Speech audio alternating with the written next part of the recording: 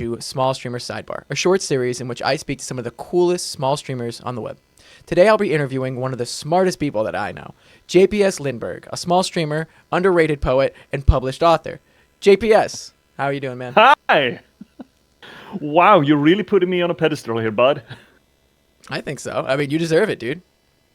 Wow, holy shit. Hi, everyone. I was about to say hi, chat. Hi, YouTube. It does have to take some time. Yeah, I mean, it sort of feels like streaming, right? It's sort of like streaming. Yeah, but with editing afterwards. Where the magic happens. As little of that as that I'm going to do, yes, there is going to be some editing. So, how are you feeling about being interviewed?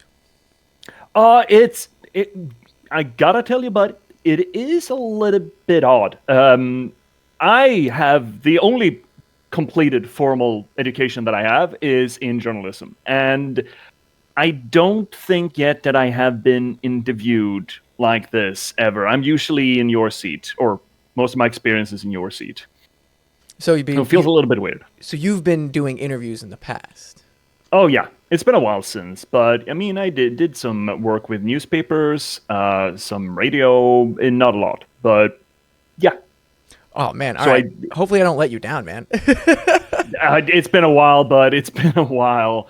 But the only other occasions where I've been in a seat and talked to people, it's usually been on the other side of the camera, so to speak. Well, on the plus side of this, we both have cameras, so there is no one on the other side of it. There is. Let's hop right into it. Yeah. We were just kind of discuss about this. What made you discover your love of literature? Wow. What made my... actually, yes, I do have an answer for this. Because not too long ago, we actually sort of rediscovered where it came from. Sure, I've had people read to me since I was, yay high. My mother, my grandmother, they read Bilbo, they read the Shannara Chronicles to me. I picked up David Eddings when I was, again, yay high. But, you fall off it, you fall on it. But when I started reading, not proper literature, but being more interested in books as a wider concept, it was actually through gaming, as it were. Really? Okay, cool. Yes. I was playing way back in the day when it came out. I was in love with Max Payne. Max Payne 1 and 2. All right. Okay. And we did get a chance to play that on stream a few months ago, and I absolutely adored it. But there's a particular scene in Max Payne 1 where the first act boss, Jack Lupino, I think his name is, mob boss, high on the V drug, and he does a litany of dark gods, Azathoth, he goes on a rambling, Lilith, etc., etc., and he mentions one name that I didn't know, Cthulhu. Had no idea what it was. I was like, I don't know, 17, 16, I think. And I looked it up and slipped into Lovecraft, and then I actually started reading old stuff. After having read through some Lovecraft, I picked up some other stuff, Bram Stoker. I can't keep track of it all, but that sort of got me started into heavier pieces of literature. And then I had another restart of that, like, I don't know, 6-7 years ago, when I really wanted to get back. I wanted to read the Witcher books. The Andrei Sapkowski books. So I started reading those. I hadn't read with any volume in a few years. So once I was done with those, 7 novels, I think, I just wanted to keep the momentum going. And I picked up the Dresden Files, like 20 books, and I shouted through those in like 3-4 months or something. And since then, it's just been, I just keep having a book in my pocket, in my coat, on my nightstand, just read. And now with the advancement of technology, you can have it on your phone in your pocket on your nightstand at any time too. Theoretically, I must admit I'm not much of an ebook reader, but I don't hold the media in any. I don't feel bad about the media. It's fine. It's absolutely fine. I like the tactile sensation of a proper book, No, I get it. I like to have the weight of it. I can read on like a pad or a cell phone if I have to, but it is not the same. I want the tactile bit to it. Yeah, there is a certain feeling, like a ritual almost, when you're, getting ready with your tea. You've got your book in your hand. You're opening it, the bookmark. You have your customizations. You can write on your books. I'm a book writer. You got to understand. I'm one of those types. I'm You're not going to going be to do that. scribbling in the last box? So, I don't know if I'm going to be scribbling in the last box. It is a signed collector's edition. I don't know if I'm Oh, even going right. to open the signed resale last value. box. I'll probably buy it, an electronic version, and read it. But if I was going to do that. But that brings me to my next question. Can you tell me more about your self-published of The Last Box? What can you tell me about this book that I hold in my hand that the readers at home and the people behind the YouTube screen should be knowing about right now? Well, I mean, I wrote that how many years ago? I don't know, 4 or 5 years ago, I think, during the Pandini, I believe. During the Panini! And the Panini, may you be quickly forgotten. I wrote it. I don't know what really set me off down the road of writing it. It's sort of a soft sequel to the book I wrote previous to that. It's not necessary to read one after the other, but if ever this one takes off, I do have prequels and I have a sequel idea. But I wrote it, and those would be, what's the prequel? You can't just leave me with the, this might be in the lore universe sometime. Everything that I write is in the lore universe. Okay, all right. So you're trying to be like a Stephen King-esque type deal. I guess, yeah, he does that. He does tie it all together with the Dark Tower, doesn't he? He does, yep.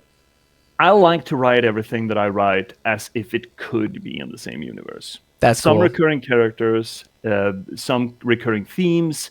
One of the characters in the books that's going to be launched next, more on that later. One of the characters in that was actually the main character of the first book I ever wrote. So there is mix and blend in between there. But I started writing it. I don't know why it came to me, the whole AI idea, the transhumanist question about expanding this very limited umbrella of humanism that we have constructed for ourselves, right? It's only humans that deserve respect, right? And some humans more than others, mind you. And I feel like it is incumbent upon us to sort of widen that. So I wanted to write a story that pushed that perspective and widen that perspective, or at least ask the question, how would it look? How would we feel? How would we react to being soft forced into expanding that? It didn't take, no agents picked it up, and about a year and a half after having written it, ChatGPT became all the rage. Oh, yeah. And I'm like, dude, I got 2 cents in this. I have a story to tell. I told a story about this, and I felt like the conversation about ChatGPT, about Sophia the robot, about Amico, I think her name was, that Lambda chatbot out of Google that, as far as I know, is still in a legal battle to have herself emancipated from Google. No way. That can't be Yes. real. That's real? They hired a lawyer for it. They hired a lawyer wow. for it. I That's don't know crazy. when, like 3 years ago. One of the engineers at Google got the can because he kept harping on Google that he wasn't working with a tool or a software. He was working with a colleague. And then he helped the AI get in touch with a lawyer, and they started an emancipation case. That's insane. How much do you think that engineer was talking with like the legality of intelligence, even artificial or not, needing like some form of autonomy? I mean, the engineer himself seemed to be I shouldn't say basket case, but a little bit of a conspiracy nut. But the fact that there is even a precedent for a judicial process to evaluate this, I think it's cool. Even if they're probably going to end up on the side that, this is just mimicking what the engineer sort of put into it. There's the big question about the mirror effect whenever we are talking about the current age of AI, right? Because we put in what we get out, sort of thing. Your book recently released. Can you tell me more about the prequel? The prequel, sure. Absolutely. I actually did a little bit of editing on it in preparation to having it finished for publishing. But then again, there's no point in producing a prequel if there's not enough interest in the last box itself. And the last box stands on its own legs, right? It's not like you need what's in the prequel to get a full experience, more than a full experience of the last box. But it is a bit of it's a near future horror novel, more so. I like to keep a little loosey and bendy with the genres, and it is, for anyone who has read the last box, it is the prequel, so to speak, is about Angelica Jones's dad, David Jones, because of course David Jones. Yeah, no, that checks out. I like that. And his manic attempt to find a missing girl. So you have the standard sort of detective frame up for it with a lot of horror elements to it. And that book's actually based out of 2 nightmares that I had. I'm the kind of depraved person who wants to fall back asleep whenever I wake up from a nightmare because it's usually good material that I want to use at one point or another. Yeah, no, yeah, I get that. And there were a pair of nightmares I had over the course of a few days that I figured, hey, these are pretty cool. These could work. So the intro sequence and the outro sequence are those nightmares, pretty much verbatim. And it blends a near future setting with the decay of the moral fabric of society. Of course, you got Russian business moguls. You have a hollowed out political landscape in England. It's pretty neat. It is not as neat as the last box, I'd like to argue, but it's cool. It's got a lot of characters to it. There's some recurring characters. So we got, of course, Angelica is in it in a little bit while she's much younger. Ringo, the hacker voice I'm in character in the last box, she's in it in just one scene, but she's in it. And Vasily Charnovar,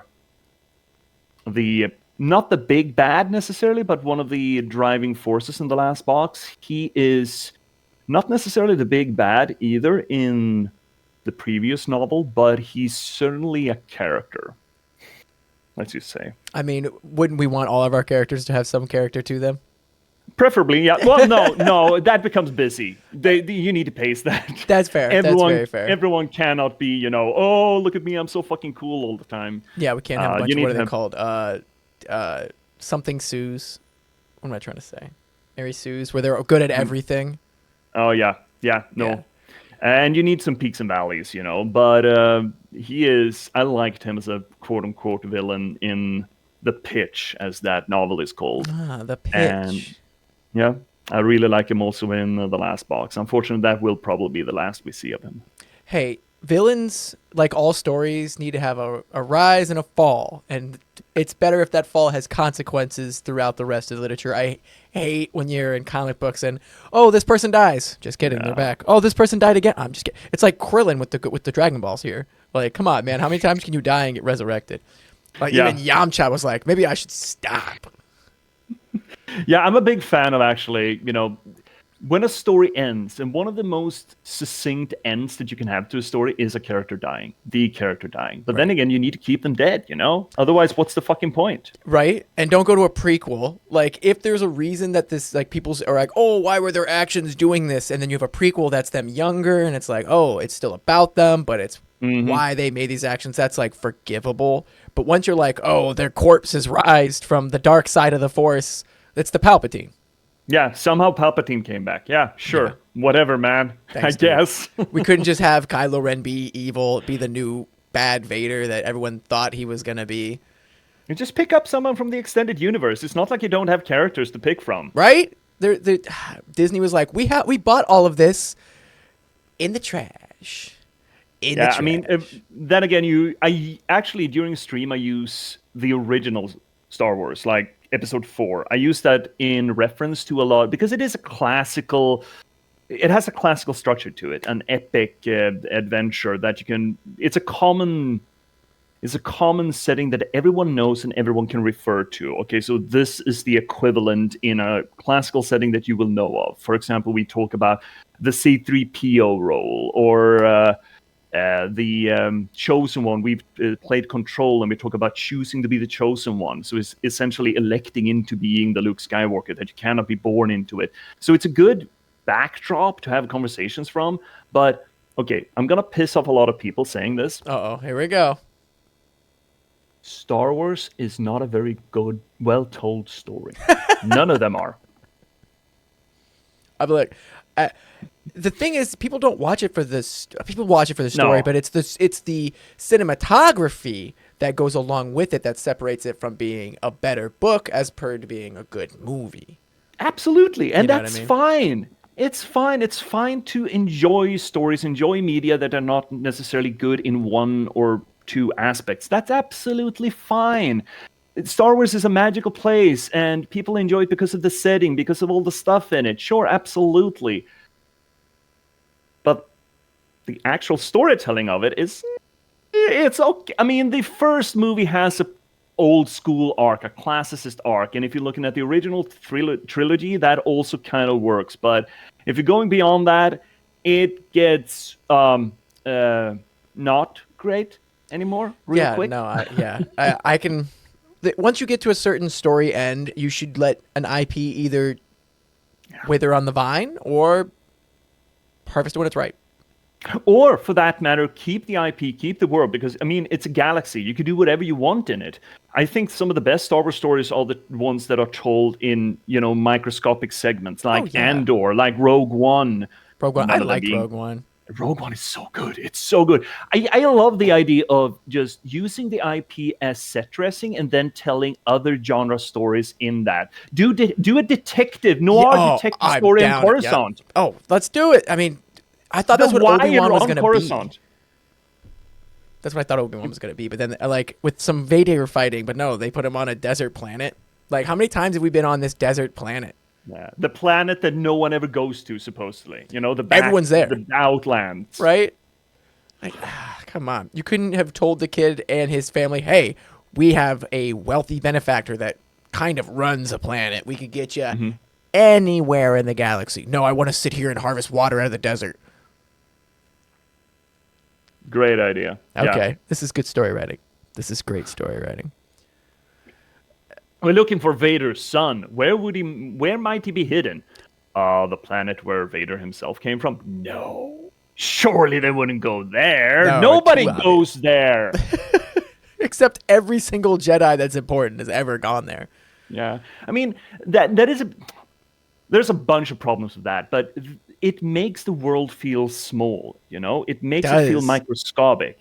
It's an entire fucking universe, or, well, a galaxy. You can do whatever you want. Yeah. And then they just trade around basically on like 4 planets in that entire galaxy. It just makes it feel tiny and small, and it tells you that the writers don't really have any vision. They just want to milk the same setting over and over and over again. That part, at least, is creatively bankrupt, I'd like to argue. I agree. I would definitely like to see that happening. But speaking of things that we want to see happening, let's talk about our next question. Yeah. Where do you see the goal of your channel being? Like, what is the end-all be-all of your social time in the internet spotlight? Dude. Gosh. I mean, let's be honest here. Sure, I enjoy streaming. I enjoy it a lot more than I thought I was going to do, actually. I never thought I was going to stream. Never in my wildest dreams did I think I was going to be in front of a camera, sitting in front of my computer and play games and, sling half-assed opinions around. That's it. You nailed it. That's exactly what it is.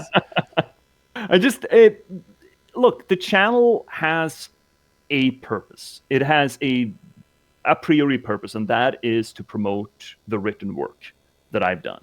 It is technically a promotional channel for the publication company that I've started. My own company. There's not a lot of money in it. I don't have any employees, but small business it is owner. a company. Yeah, small business owner and runner, right? And it is I was thinking, okay, how the hell? I've written a book that should reach out to an international audience. How do you go about doing that? I do not have millions to put in prime time ads. I cannot get a couch seat on Oprah for the life of me. It would be more likely that I would get famous by murdering someone in some, artistic fashion rather than writing a book doing it. So how do I reach out into an international audience that is interested in SFF fiction, in genre fiction? Well, there is a non-zero amount of overlap between the gamer and the fantasy or sci-fi reader. Where do all the gamers gather on the internet? I mean, not all of them, but Twitch is not a bad place for it. So I set up the channel for promotional purposes. I say that right on the bin. It's there in big warning signs. So I guess if we're looking at for the sheer reason why it was created, it is so that it could drive sales for the book. And it's doing that. Then it's a matter of volume. I guess the be-all, end-all, the final success of the channel, where it cannot go anywhere further from that, is that I have a 100% market share on literary streaming. I mean, I don't know. That's the Jeff Bezos of literary streaming. Yeah, I guess, yes. It's a one-man Amazon, essentially. Okay, so you're going to be the next Jeff Bezos. All right, folks, you guys heard it here first. We have a villain on the loose now. I'm just kidding, my dear. Okay. Yeah, I mean, that's never going to happen, right? But if you look at it, so far as I'm concerned, so long as there's some growth to it, new people find it, new people find my work, because every new book distributed is one more potential word of mouth where it can spread. I'm in this for the long haul. I realize that. Just streaming on Twitch is nothing that you're going to get a follower collective from in 2 moments. No book, no matter what sales strategy, ever becomes widely read immediately. It takes years, decades occasionally, especially for a new author, right? If you're established, that's fine. You can sell a book and sell gangbusters immediately. But even look at George Martin. He was an active writer for like a decade, 15 years or something. Yep. The first Song of Ice and Fire book that really took off, where people actually noticed him, the wide population, that was Dance of Dragons. That was the 5th one. He'd been writing Song of Ice and Fire for a decade before that. True. You're exactly right. It took him a while, but look what happened. He was like, "Oh no, I'm too slow now!" And the show overtook him so quickly. Oh yeah. That's just beating a dead horse at this point. Asking George where the next book is, but you see, it takes time, right? Especially literature. It's a slow-moving format, and it's just going to have to take the time it takes, man. I mean, there are no shortcuts in this. You need to find an audience. You need to find people that enjoy the work that you do. And you need to give them time to enjoy it, to marinate in it, and push it onwards. And, the best success that I could ever hope for is if people keep buying my stuff even after I'm gone, right? It's that touch to immortality to it, right? So I suppose the greatest thing that my channel can achieve is that people keep tuning but reading my work in like 20, 30 years when I'm gone, I suppose. Trying to be oh gosh, why am I blanking on this? The man that wrote Huckleberry Finn. Oh my goodness. Twain? Yeah, the next Twain. Look at him. We're still reading his work at school, mandatorily. Yeah, absolutely. I mean, you got a bunch of those, right? I mean, most of the famous authors that we have in our collective consciousness that we still read over and over and over again, the classics, so to speak, most of them were not terribly popular when they came out. Exactly. Shakespeare was not the number one name in Elizabethan theater. That was Marlowe. Nobody gives a shit or knows about Marlowe these days. Everyone knows about Shakespeare. And Shakespeare actually went away from the public consciousness for about 100+ years until some German kids found him in the late 1700s or early 1800s, I believe. They just found a manuscript, old folio prints of Shakespeare and went like, this dude's pretty cool. Let's bring him back. So, you never know, especially with literature. You never know. You just got to keep churning it out, keep making it available. And maybe in 100 years, someone's going to think you're pretty cool. Hey, there you go. Didn't Twain also write a book that was a Yankee in Arthurian court? I have no idea, but that sounds interesting. No, I'm pretty sure he wrote the first like isekai. Oh my God. I say isekai. And that just goes to show you that he wrote things, which is throwing things against the wall, like, does this stick? And it didn't stick. And it just kind of slid until a couple 100 years. Someone went, oh, this is nice wall art. There are so many weird writer stories, like author stories. J.D. Salinger is another one that's, overly famous, I would argue, on the other side of the pond. Yeah, Everyone and their mother have read Catcher in the Rye to the point where it's a sort of a red flag for serial killers or mass murderers or something. Is it? Yeah. Okay, then every child from high school that I know is got that red flag. There is no, but I don't know where it came up, but I think it's from the 90s or the noughties somewhere. Whenever a piece of media, like a crime detective, fiction, whatever have you, wanted to signal like a person was on their red list, they had Catcher in the Rye in the bookshelves. I do. I got a copy right here. I don't have it on the bookshelf. But J.D. Salinger, I think he published Catcher in the Rye fairly early. But he never considered himself a success, despite the fact that we're still reading him. He wanted to be published by the New Yorker and just never got there. Oh. That was his only bar of success, and he never quite got there. And even now, like, I don't know, 40, 50 years after his death, we're still reading Catcher in the Rye. Yeah, no, I mean, when you narrow your scope of success to something, to one thing, you're bound to fail. You got to shoot for the stars and just let kind of everything trickle down and what it will hit. Yeah, whatever happens, happens. But sure, have your goals, but don't sit there and pout in your vacation home and just mill your words like Salinger did. No, you gotta keep on trucking. I have consigned myself to the idea that I'm never gonna be.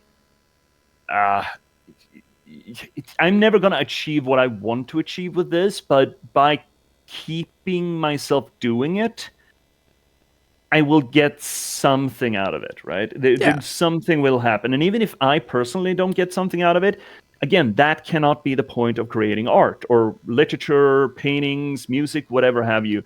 The point should be to reach someone else, just one other person. If I can just make one other person have an emotional reaction or epiphany or some sort of interaction with the work that I've done, then that is technically the only success that's needed for the work to be validated.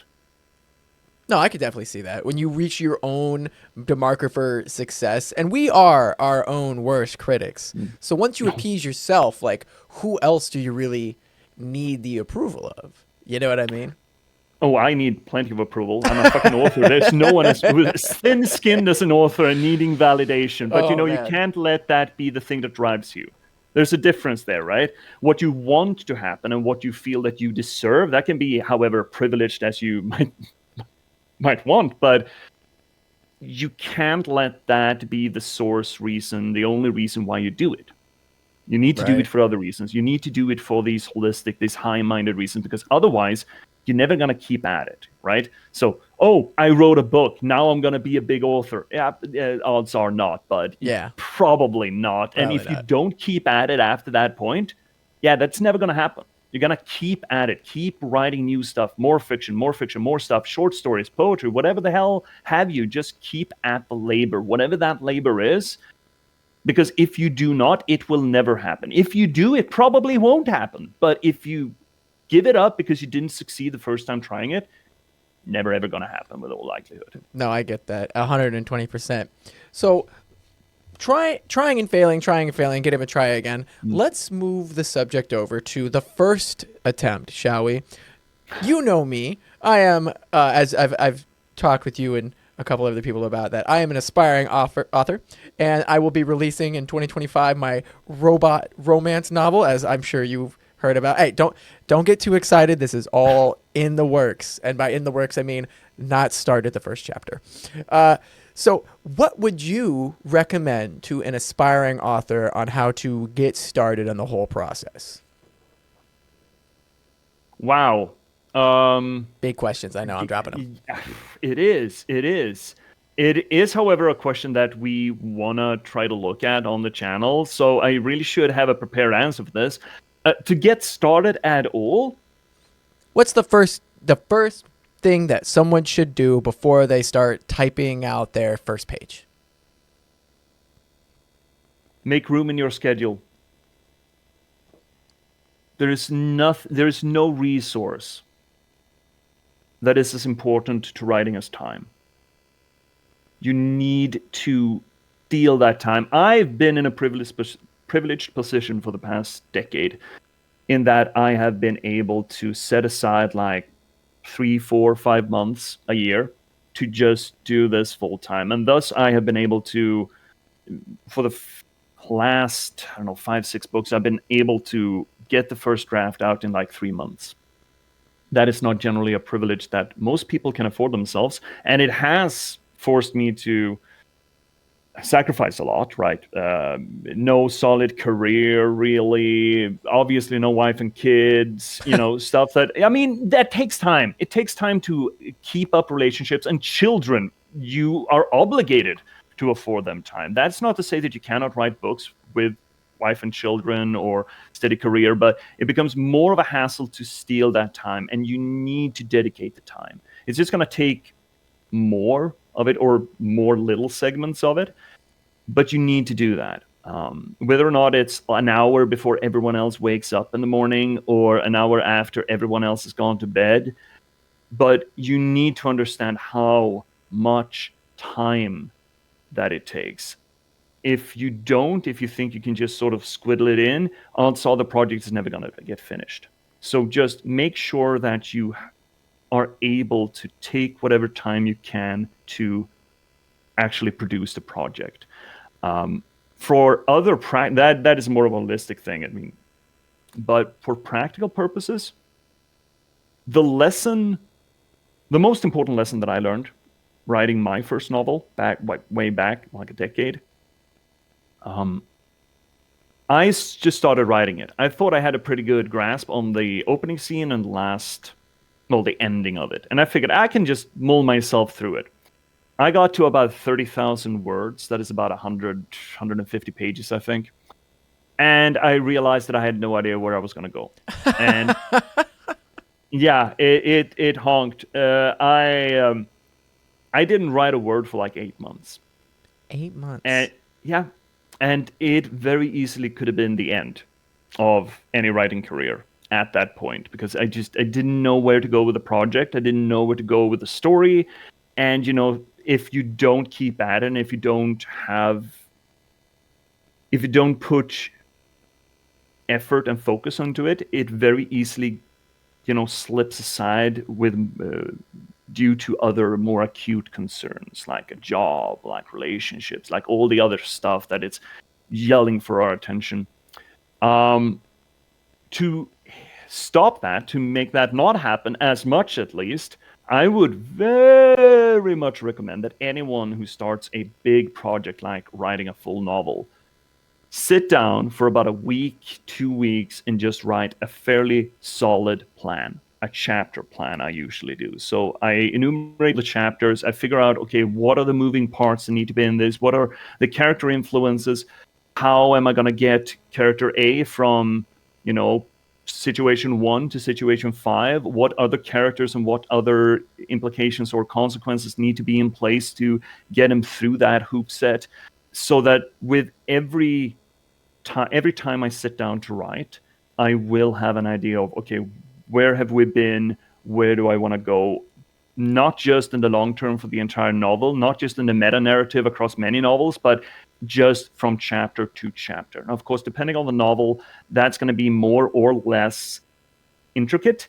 I've had a short story that was like 70 pages that became pretty much the most intricate planning I've ever done, because the setting is, it's one night in a pub owner, and all the dramatic things that might occur in the restaurant business, and how he sort of turns problems around to solutions to other problems, and that juggling that he has to do during the night, during the evening, it became one hell of a planning process. But no matter what you do, have that in place. Have that chapter to chapter in place so that you don't get stuck like that.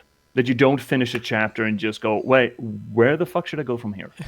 How can I get onwards from here? Because if you hit any threshold that you hit, is going to require willpower and discipline to get over. And the higher those thresholds are and the more of them there are, that will decrease the chance of you actually finishing the project. And especially the first project, right? Once you've done one of them, yeah, the next one is not going to be as big a threshold. But especially with such a thankless job as writing novels, which it is, it's a lonely, thankless job. You need to be mindful of not there are going to be hurdles. There are going to be obstacles. There are going to be thresholds. But maybe not create artificial ones for you. Maybe not make it harder than it already is. You know? No, I can completely understand. You have to not give yourself obstacles while at the same time giving yourself road spots, something that you can stop at and be like, all right, take stock. This is what we're doing. I can definitely see how that would be very helpful as opposed to just, all right, Sally started going into the kitchen, because that's exactly how I was going to start this bad boy. Whoops. Yeah, that is my absolute biggest tip. Otherwise, it's all details. It's all finima-jangling. I can talk about thematic structure and the character interactions and the character synergies all day long. But for practical purposes, getting yourself through that first process, that first project, take time. It's gonna have to take time, and make a plan before you head out. It's fine if you deviate from that plan. I do that all the time. Not a single book plan has come through entirely. I always make changes and additions. That is fine. But as long as you have one to change. No, I get that. Something is always better than nothing when you're going on to something. You can't just be like, I don't like this idea with no other idea to go off of. Otherwise, you're just stuck. Yeah. And another thing also I would like to argue, even if you find yourself like 2/3 in and you say, this is not as good as I wanted it to be, finish it still. Yeah. Finish the project. Yeah. I could see where you get like you were saying, what you said, 100 pages, 30,000 words, and you're like, I'm lost. I can only imagine the time that you put into that, all of it to just go, what is this? Like, that is the worst feeling, especially because I like paint miniatures for Dungeons and Dragons. Oh, yeah, me too. I'll start going off of, I like put a base coat, and then I'll start put a primary coat, and then I'm like, wait, who is this person that I painted? What's their skin color? What's their hair color? What am I doing? And sometimes you just get lost in it, and then you put it down, and then it doesn't go painted for months, and then you have the army of the unpainted that stares at you every time you get a new one. Yeah, with unpainted eyes. With unpainted eyes just glazed over. You don't know where they're looking. They could be looking anywhere. Turns out when the whole model is black, it's all one eye. They always yeah, they're always watching. Good but Lord. it's not just that. It's the fact that I think that another one of those big milestones that is going to be formative in your experience is that you validate to yourself that you're capable of finishing such a long project. My first book took me then, with the gap of about 6 months, it took about a year and a half to finish. The second one took me 4 months. The last one that I wrote, I finished in 73 days. First draft, of course. Yeah, right. But you see, so there's this... The idea, before you've written a novel, it's such a monumental milestone that, I have written a novel. And it's so important to get to that milestone. At one point, if you consider that whatever you've done is not, good enough, it's not as good as you wanted it to be, it's not your magnum opus, whatever, doesn't matter. That first milestone is going to be so helpful to get to before you write your magnum opus in that case. Right. Oh, yeah, you got to have something to go off of before you go like, this is my best work. What if your next work is your best work? And then after that, it's your best work. But when you're growing as an artist, as a creator, even with someone with technology, you want to be doing better, because the point that you get and you're like, I'm done, where you're like, this is the best I can get, that's immediately when someone else tops you. Yeah, that's where you go back to your old material and reread that after having written your second book or your third book or whatever, and you look at the stuff you wrote and just go, "Oh Do you get my self-imposed god!" cringe? I mean, yes, it started off that way. There are certainly when you go back to like when I go back 2 or 3 books and reread, I at the first few books at least I had issues with. Some of them were Yeah. so painful. Some of them, one of them in particular, has been so painful that I have never gone back to it ever again. Yikes. That's hard, especially like how much time did you put into that project? Uh, I mean, let's say 4 months writing it, first draft, then another editing pass for about a month. So let's say half a year about it. That's crazy. And then you were just like, I don't want to touch this again. That's only when I feel about like bad video games, but I only put potentially like 20 hours before I'm like, I hate myself for I've done this to myself. Yeah, but it taught me a lot. It's a process. It's all a process, and it's not like it's wasted time. It is not terribly effectively, used time, and it's certainly not lucratively used time. But it is part of the process, and there are a bunch of reasons why I might not have liked it. I had my ex thought that particular book was my best work yet. So obviously, you never know. You never know Potential yourself, bias there, maybe.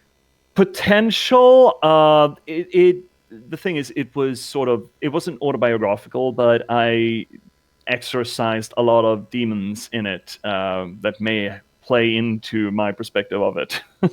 I think that you should release that anonymously, as not so much as a self insert, and just Oh, the just go journal. for it. Oh, Just rip the band-aid. Just let it off, man. the journalist in me hates that. The thing is, number one, it's in Swedish. Number one. Okay. So number one, can you tell the audience at home right now where you are? Okay, I'm and in I'm in Gothenburg, Sweden. there you go. And then can you tell me how you started learning English or any other languages that you learn? Sure. Well, I'm surely bilingual at this point. I mean, when did I start learning English? I actually, you know, look, okay, so America won the culture wars. It's fine. It's fine. We're suffering through it, but you did. Well done. And technically, through you, the British won the culture wars. No, we not don't. the French. We don't associate That's with just them. the way. We don't associate with them. No, They- don't talk they're about our ju- parents they're like ju- that. They're just your wet works, man, in the Yeah. culture wars. I'm sorry, buddy. But look, the world is Anglo-Saxon. That is how you reach out internationally. It's the international standard. It is English is a beautiful language. It's an absolute hodgepodge.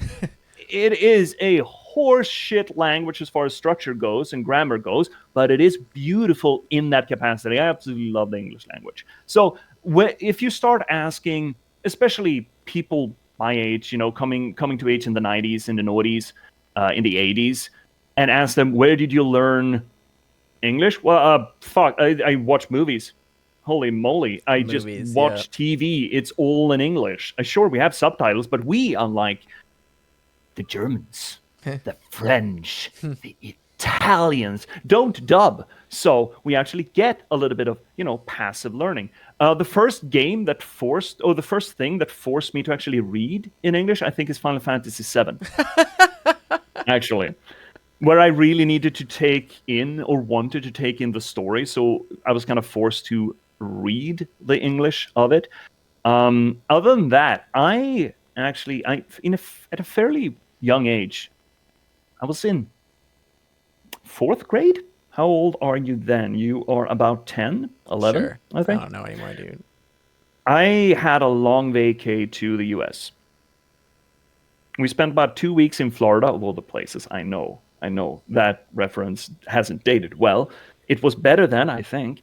No But comment. then I went, no, I bet. I know, no comment, but it's Florida. So 2 weeks in Florida and then 1 week in San Fran. That was Okay. 3 weeks where I was highly incentivized to not necessarily learn English, but use English. And I think that is a keystone for anyone trying to learn a different language, is to spend some amount of time in that country. And after that 3-week vacation, it just felt natural. And leaning harder and harder into it, reading English fiction much more so than national fiction, domestic fiction, consuming barely any domestic media product like movies, TV shows, almost all of it English speaking, Anglo-Saxon, American, to be fair, most of it. It is something that has been naturally osmosed into me. And the only reason that I started writing in Swedish originally was that I felt like getting published would be a lot easier in a domestic market than it would be an international one, which I think still is a logical conclusion. But since I never really got to that point, and I was so sick and tired of our fairly small domestic book market, it is essentially 2 or 3 great big publishing houses that sit on everything. And if you're not famous already, or you write crime fic, you're not going to be interested, or they're not going to be interested in you. But I started writing in Swedish partly because of that. I thought it was going to be easier to get published in a domestic market. And number 2, I was just out of journalism school, and I felt like I needed to practice my Swedish, to be honest. Okay. Because when I started journalism school, I had teachers take me aside and ask me, "Are you English? Have you been raised in England or in America?" And I'm like, "No, that's just how I write, man, because all of the media that I consume is in English. So my Swedish language structure, my grammar is in large part English." And I wanted to try to, considering I back then had plans to make it as a journalist in Sweden, I felt it incumbent upon me to try to reapply myself to that native language, which after about 3 or 4 years, I said, nah, screw that. So would you say your experience in the international market has changed how you feel about publishing in the domestic market? Or is that just you have a already cut dry opinion on your domestic market and you were like, I'm going to move into the international? Well, the thing is, the domestic market is so small, right? You mean I write weird genre fiction. It's either science fiction and fantasy. The last box is a cyberpunk thriller. That is not a genre that is read by most readers. Let's be frank. Genre fiction is a niche. It is a big niche, don't get me wrong, but it is still a niche. And sure, we have a sustainable market domestically, but it is by no way as big as the international one. There are so many more people that you can reach. And in self-publishing, the localization, the geographical place from which you work doesn't matter at all, because it's all digital sales anyway. So why? There's no logical reason why I would turn to a domestic market instead of an international one. If I'm already distributing digitally, if it's all, not all, but mostly ebook and print on demand. I mean, now I'm doing exports too, as is made apparent. So there's just no argument for it, really. I don't like the language. The language is stiff. It is not as inventive. It is not as fluid, because it is more structured and it is more of a actual functional organized language than the English language is. I think the colorfulness of a language really depicts the colorfulness of the people.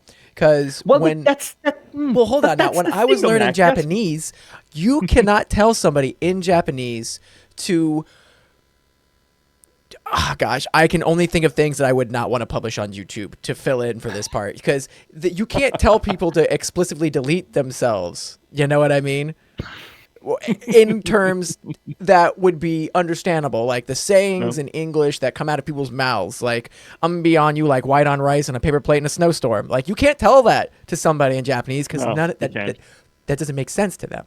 You know what I mean? Sticking to a thing like a wet tongue on dry ice. Good luck with that. There you go. Slicker than a snock's... What is it?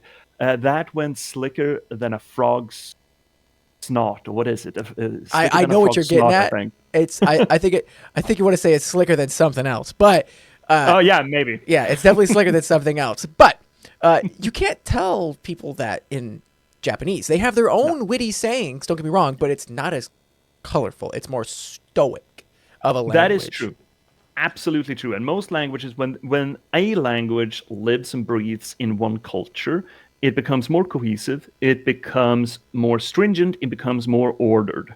The beauty with the English language is, though, that it's not one culture living and breathing it. It is not two. It is not even three. It's the more or less, to some extent or form, the entire world. Just imagine that melting pot, that primordial melting pot of idioms, for example, or just phrases, or for that matter, the amount of literature and the culture that is bred out of that cesspool of a language. And you just cannot compare it.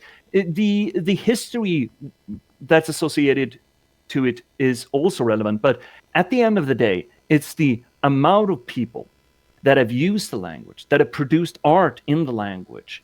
Nothing can beat English in all its weird, mutated, five-armed and 16-eyed form. It's essentially one of those 1,000-eyed titans of Greek mythology, essentially, of a language. And sure, it is absolutely nonsense-making on occasion. The grammar structure, the phonetic structure is a nightmare, my dude. But that's part of the charm, the poetry that can come out of that language.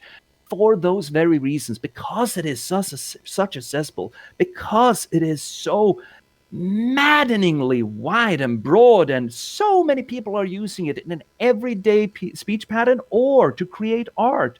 I mean, I regularly just directly translate into English Swedish vernacular. I do that specifically in the upcoming novels that take place in Scandinavia. I adore doing so, and it is possible. There is precedent for it in the English language because so many different cultures are using the language. It is absolutely beautiful. And we've never seen a language such as the English one because we've never had circumstances that permit a language to become this kind of an absolute shoggoth of communication that the English language is. And I love it. It's this weird little mutant baby that is absolutely amazing to work in. I'm glad that we can have like a fully ugly, fully understandable like recognition of what English has become and what it's done to our planet. And with technology that has spread it everywhere, even people who I probably never heard of have heard of English, you know what I mean? But I think we need to start the wrap up of our segment here today. Probably. And JPS, I want to thank you for taking all the time that you've given me, that you've given this channel to tell us your opinion, tell us who you are, and to inform us of what it's really like to be using the platform to elevate your business as a small business owner. Now, during this time, I would like to remind everyone to go ahead, check out The Last Box by JPS Lindberg. You can buy it on Amazon, and you can get a print-to-order copy as well as the electronic copy. Yeah. Don't forget to check out their Twitch channel and their YouTube channel. If you want to drop those in, JPS, I'll let you do your little plug-in. Yeah. I mean, we stream on Twitch, GPS_Lindberg, I'd like to call it. I did, in the past 6 months or something like that, did set up a YouTube archive so we could save our VODs, because what we do on the Twitch, we try to approach the games that we play from a literary standpoint. That is to say that we apply literary theory and literature criticism to it. So close reading, structuralist analysis, deconstruction, anything that we can get our hands on to figure out how it functions from a narratological standpoint. But in doing that, you get occasionally with one stream or one game, you get exceptional reads and you just really get into it. And it's a damn shame if that is just, gone in 2 weeks or whatever. Right. So I wanted to set up a static archive of it. And that is essentially the YouTube. So you got the YouTubes as well that you can tune in and check streams from the last 6 months, give or take. We got Max Payne, we got Dishonored, we got Bastion, we got Soma, we are doing Control. We did Senua's Sacrifice. We did a little bit of Hades. We've done a lot of different stuff on there. And it's just, I upload a vulgar amount of hours to the YouTube because it's just straight to stream, right? Right. The Doki Doki stream was like 8 hours, the last one. I was so surprised when you did the Doki Doki Literature Club. That it's just, I was like, this is funny, but I can't not look away. I have to watch this. What is this?